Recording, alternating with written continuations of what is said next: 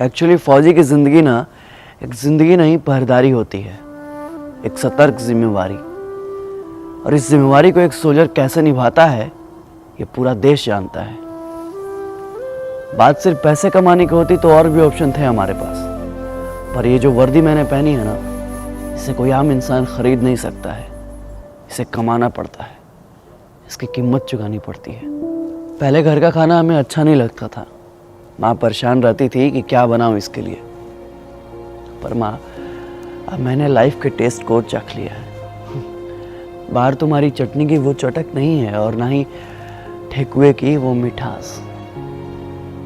पहले जब सुबह नहा धोआ कर नया कपड़ा पहनता था तो तुम्हें दिखाता था, माँ देखो ना कैसा लग रहा हूं मैं, टी शर्ट अच्छा लग रहा है ना, अच्छा ये पैंट पे कुर्ता पहनूं या टी शर्ट। पर माँ अब यहाँ कोई टोकने वाला नहीं है और ना ही बाल में कंघी करने वाला। तिलार पे जो तुम काला टीका लगाती थी ना, आज उस पे किसी की नजर लग गई है। जिंदगी जैसे बिना सेल्फ वाली बाइक सी हो गई है, जब भी स्टार्ट करना चाहता हूँ स्टार्ट ही नहीं होती। पहले घर से बाहर जाने को मन करता था, पर अब बाहर इतना रह लिया कि घर जाने को मन करता है। जिन हाथों में गोली डंडे और कंचे हुआ करते थे, आज उन्हीं हाथों ने इंसास पकड़ रखा है। पहले हमें भी ठंडी लगती थी, 4 बजे भोर में उठने का मन नहीं करता था, मन करता था कि 2 घंटा और सोते रहें। पर अब सब एडजस्ट कर लेते हैं। हम भी उठ जाते हैं मॉर्निंग में, जब सभी अपने मीठे ख्वाबों में सपनों में सोए रहते हैं। सेविंग भी कर लेते हैं ठंडे पानी से, बिना गाल का परवाह किए हुए रगड़ते रहते हैं जिलेट से। माँ आजकल हम वहाँ रहते हैं जहाँ कोई नहीं रहता, कभी -20 डिग्री में तो कभी जंगल में, कभी चाइना के आसपास तो कभी पाकिस्तान के आसपास। मेंटली एजाइल और फिजिकली दोनों फिट। साला कितनी खुशी होती है ना जब 10 दिन की छुट्टी पे घर आते हैं, कभी बुआ के घर तो कभी मौसी के घर, कभी इधर तो कभी उधर। कभी खुद को समय दे ही नहीं पाते, मिलते ही रहते हैं जिंदगी भर लोगों से। लोगों से मिलने के चक्कर में कभी खुद से मिल ही नहीं पाते हम। फौज में काम करते करते हम इतने सिंसियर हो जाते हैं कि पब्लिक ठगना स्टार्ट कर देती है। 10 का सामान 20 रुपए में बेचते हैं दुकान वाले। कनपट्टी के पास 6 बाल देखे नहीं कि सामान का रेट बढ़ जाता है, क्योंकि वे जानते हैं कि ये फौजी लोग हैं, बार्गेनिंग करना नहीं जानते हैं। और सच कहें तो हमने कभी मोल भाव करना सीखा ही नहीं, बस हर सिचुएशन में एडजस्ट कर लेते हैं। जो दोस्त हमें दोस्त समझते थे, आजकल वो हमें कैंटीन समझने लगे हैं। लीकर कार्ड और दारू से ज्यादा हमें किसी ने समझा ही नहीं। एक तो कभी किसी का फोन नहीं आता है, और फोन आता भी है तो सिर्फ ग्रोसरी आइटम के लिए। किसी को फेयर लवली चाहिए तो किसी को हॉर्लिक्स, तो किसी को अमेरिकन टूरिस्ट का बैग और किसी को स्पोर्ट शूज। पहले पूछते थे कब आ रहे हो, होली में आ रहे हो, अच्छा होली में आ रहे हो तो एक मेरे लिए आरएस लेते आना। वैसे भी बिहार में दारू बंद है और कैंटीन के दारू में बहुत नशा है, 4 दिन तक सोते ही रहते हैं। अभी घर पे 4 दिन ठीक से पहुंचे हुए होता नहीं है कि जनता सवाल पूछना शुरू कर देती है। कब जाना है, कब की ट्रेन है भाई, कब जा रहे हो। इतना सवाल तो साला खुद से हमने कभी पूछा ही नहीं जितना बगल वाले पूछते हैं।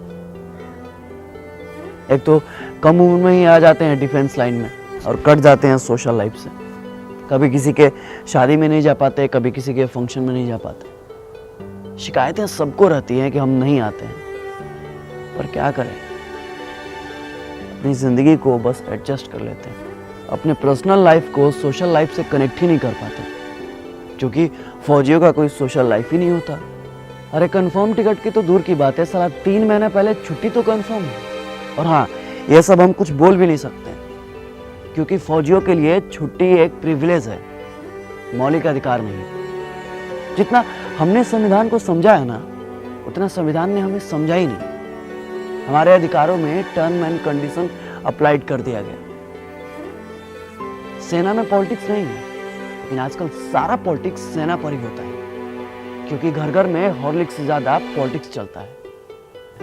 अब क्या फर्क पड़ता है भाई साहब को कि बगल में 4 घंटे से कौन खड़ा है। जब कंफर्म सीट नहीं मिलता ना साहब, तो बाथरूम के बगल में कहीं भी सो जाते हैं, कहीं भी मतलब कहीं भी। ऐसे तो हमने कई बार अपने कंफर्म सीट पे लोगों को जगह दी है, अपने साइड लोअर को मिडिल अपर पे एक्सचेंज भी किया। कई बार तो हम खड़े भी हो जाते हैं, मगर दिमाग नहीं लगाते, जज्बात को समझते हैं।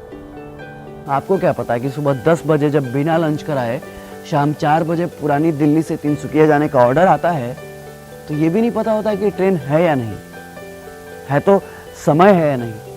बस हाथ में वारंट का एक हर्रा पन्ना होता है जिसमें फ्रॉम और टू लिखा होता है। ये नहीं लिखा होता है कि किस ट्रेन से जाना है और ये रहा आपका कंफर्म सीट नंबर। बस चल देते हैं जय हिंद बोल के।